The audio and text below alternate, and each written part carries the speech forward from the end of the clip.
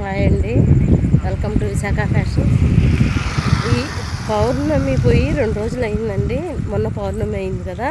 ఈరోజు చంద్రుడు చూడండి ఎంత బాగా కనపడుతున్నాడో. ఆ చంద్రుడి వెన్నెల్లో మా లేఅవుట్లో ఉన్న ఆంజనేయ స్వామి గుడి అండి ఇదంతా. అసలు వెన్నెలు చూస్తే ఇంతవరకు నేను చూడలేదండి. అంత ఫోన్లో క్లారిటీ లేకపోవచ్చేమో నాకు తెలీదు. చూడండి, దగ్గరికి వస్తున్నాను. గుడి దగ్గరికి ఆ వెన్నెల ఎంత బాగా పడుతుందో.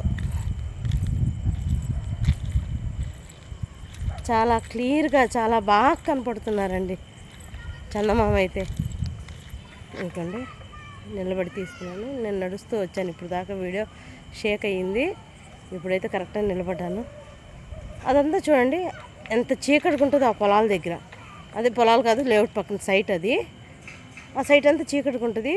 ఈ వెన్నెలకి ఈ ఆంజనేయ స్వామి గుడి దగ్గర లైటింగ్కి ఎంత వెళ్తురు.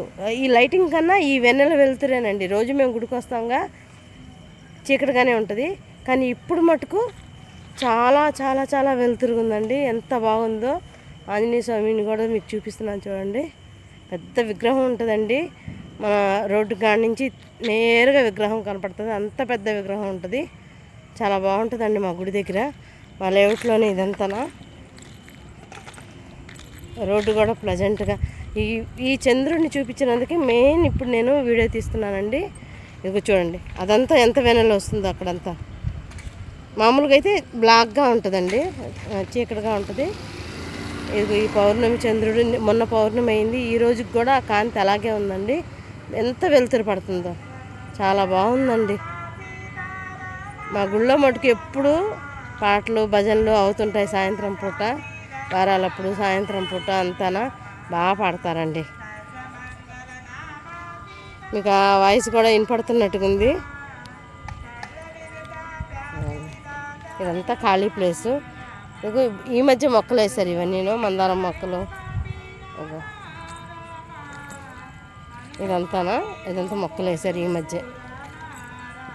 గుడికి రోడ్డు అంతా బాగుంటుందండి. గుడికి ఇగో దగ్గరికి వచ్చేసాను నేను. చంద్రుడు చూడండి, ఇప్పుడు దగ్గరికి వచ్చిన పక్కకి వెళ్ళినా చూడండి ఎంత వెళ్తురుందో సైట్ అంతానా. అంత బాగుంటుందండి ఇక్కడ మటుకు. పౌర్ణమి చంద్రుడు చాలా బాగున్నాడు. అది చూసి నాకు వీడియో తీయాలనిపించింది, తీసానండి. వీడియో మటుకు అప్లోడ్ చేస్తాను గ్యారంటీగానా యూట్యూబ్లో. ఎలాగుందో కామెంట్ పెట్టండి. బాయ్ అండి.